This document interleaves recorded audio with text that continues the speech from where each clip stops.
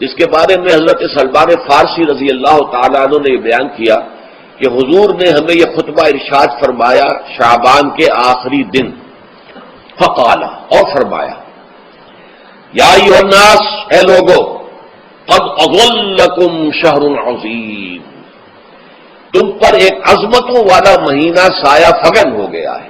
ظل کہتے ہیں سائے کو، اظلکم تم پر سایہ فگن ہو گیا ہے، ایک بہت عظمتوں والا مہینہ۔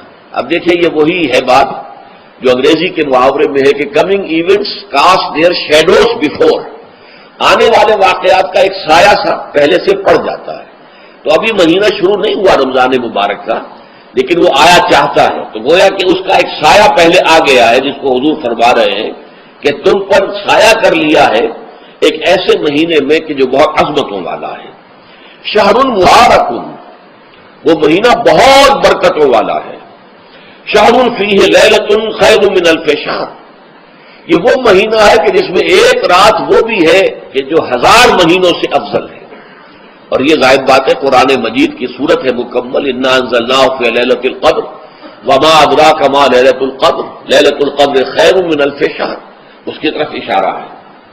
اب اس کے بعد جو جملہ ہے جعل اللہ صیامہ فریضۃ، اللہ نے اس مہینے کا روزہ رکھنا فرض قرار دے دیا ہے۔ وہ قیام اللیل، ایک تو قیام اللیل کے لفظ پر غور کیجیے، اور اس کی راتوں کے دوران کھڑے رہنے کو تطوعاً آزاد مرضی پر چھوڑ دیا ہے۔ کتب علیکم الصیام کما کتب علی الذین من قبلکم لعلکم تتقون، تاکہ تمہارے اندر تقوی پیدا ہو جائے۔ اب یہ ہے حکمت صوم کی پہلی آیت۔ تقوی کسے کہتے ہیں؟ بچنا۔ کس چیز سے بچنا؟ اللہ نے جو چیزیں حرام کی ان سے بچنا، اللہ کے احکام کو توڑنے سے بچنا۔ جب رمضان کا مہینہ وہ ہے کہ جس میں قرآن نازل کیا گیا، اب جو شخص بھی اس مہینے کو پائے اس پر لازم ہے کہ اس کے روزے رکھے۔ ہاں، من کان مریضا او علی سفر، جو شخص ہو مریض، بیمار ہو یا سفر پر ہو، فعدۃ من ایام اخر، تو وہ تعداد پوری کر لے دوسرے دنوں میں۔ یرید اللہ بکم اليسر ولا یرید بکم العسر، اللہ تمہارے ساتھ آسانی چاہتا ہے، سختی نہیں چاہتا۔ اچھا، روزے کا اس سے تعلق کیا ہے یہ سمجھ لیجیے۔ دیکھیے، ہمارے گناہوں کا سب سے بڑا سبب ہمارے نفسانی تقاضے ہیں۔ ہم ایک حیوان بھی ہیں اور حیوان سے بڑھ کر بھی کچھ ہے، وہ میں بعد میں عرض کروں گا۔ ایک حیوان تو ہے، جیسے ہر حیوان کو کچھ خوراک کی ضرورت ہے، ہمیں بھی ضرورت ہے۔ ہر حیوان کو بقائے نسل کا معاملہ جنسی ہے، وہ ہمارا بھی ہے۔ ہر حیوان کو کوئی نہ کوئی سر چھپانے کی جگہ چاہیے، کوئی گھونسلہ ہو، کوئی کھو ہو، کوئی بل ہو، کچھ بھی ہو، کچھ چاہیے آتے۔ اسی طریقے سے ہمارے سارے تقاضے ہیں۔ حیوانات کو بھی آرام چاہیے، ہمیں بھی آرام چاہیے۔ یہ حیوانی تقاضے جو ہیں، جن کو ہم کہیں گے اینیمل انسٹنکٹس، ہمارے وجود کے اندر ہیں یہ، اور ان کا تقاضا ہمارے اندر سے ابھرتا ہے۔ یہ جو کیفیت انسان کی ہے، اس کے لیے ایک مشق جو ہے وہ روزہ فراہم کرتا ہے۔ روزے کے آپ نے 12، 13، 14 گھنٹے کا بھی روزہ ہوتا ہے، بعض جگہوں پر 16، 17 گھنٹے کا روزہ ہوتا ہے۔ اس عرصے میں آپ اپنے نفس کو حلال چیزوں سے بھی روکے رکھتے ہیں۔ اس منہ گھوڑے کو جو ہے آپ اس کی لگام کس کر رکھتے ہیں کہ حلال بھی نہیں کھانے دے رہے۔ یہ پابندیاں نفس کے اوپر لگانا، یہ ایک مشق ہے، یہ ایک ریاضت ہے۔ اس ریاضت کا حاصل یہ ہونا چاہیے کہ انسان بقیہ 11 مہینوں میں اپنے آپ کو حرام سے تو بچائے نا۔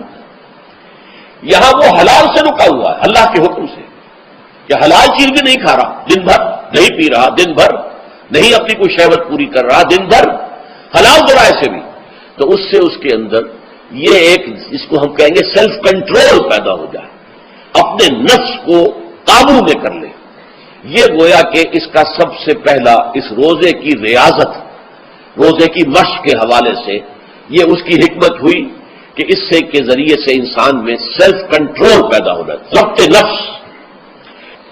شہر رمضان الذی انزل فیہ القرآن ھدی للناس وبینات من الھدی والفرقان، یہ قرآن کیا ہے، کیا بنا کر نازل کیا گیا؟ یہ حال ہے یہ لوگوں کے لیے، پوری نوع انسانی کے لیے ہدایت ہے، اور یہ ہدایت بینات کی شکل میں آئی، واضح تعلیمات جن میں کوئی شک و شبے کی گنجائش نہیں، از خود روشن۔ بینہ اسے کہتے ہیں وہ شے جو از خود روشن ہو، جس کو ہم کہتے ہیں کہ آفتاب آمد، دلیل آفتاب۔ جب سورج طلوع ہو گیا تو اپنے وجود پر وہ خود دلیل ہے، اسے کسی اور دلیل سے ثابت کرنے کی ضرورت نہیں ہے، از خود واضح۔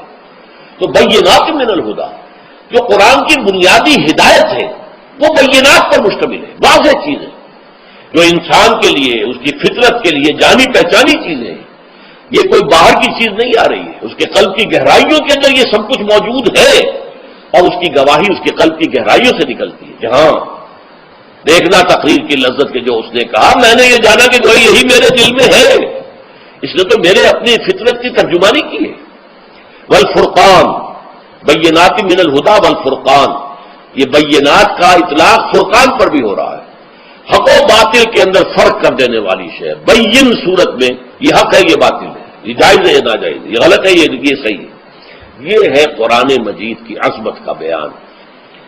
ان رسول اللہ صلی اللہ علیہ وسلم قال، کہ اللہ کے رسول صلی اللہ علیہ وسلم نے فرمایا، الصیام والقرآن یشفعان للعبد، روزہ اور قرآن بندے کے حق میں شفاعت کریں گے۔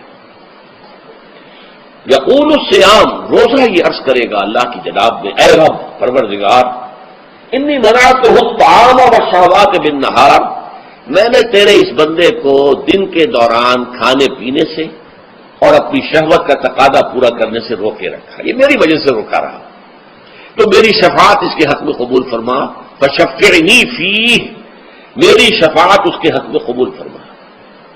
ویقول القرآن، قرآن کیا کہے گا، منعہ النوم باللیل، میں نے اسے رات کے وقت سونے سے، نیند سے روکے رکھا، فشفعنی فیہ، تو اس کے حق میں میری شفاعت قبول فرما۔ حضور فرماتے فیشفعان، ان دونوں کی شفاعت قبول کی جائے گی۔ یہ ہے قیام اللیل۔ کہا یہ میرے لیے، الا الصوم فانہ لی، یہ میرے لیے، وانا اجزی بہ یا اجزا بہ، میں خود ہی اس کا بدلہ دوں گا یا خود ہی اس کی جزا ہوں، خود ہی اس کی جزا ہوں۔ اللہ کہ اس بندے کا تعلق میرے ساتھ ایسا قائم ہو جائے گا کہ گویا کہ اسے میں مل گیا، اور میرا یہ مل جانا ہی در حقیقت انسانیت کی معراج ہے۔ اور دعا کے بارے میں جان لیجئے کہ حضور نے فرمایا، الدعاء مخ العبادہ، دعا جو ہے عبادت کا اصل جوہر ہے، لب لباب ہے، اور یہ بھی کہا دعا ہو العبادہ، دعا ہی اصل عبادت ہے، دعا ہی اصل عبادت، دعا جو ہے وہ روح ہے اس کی۔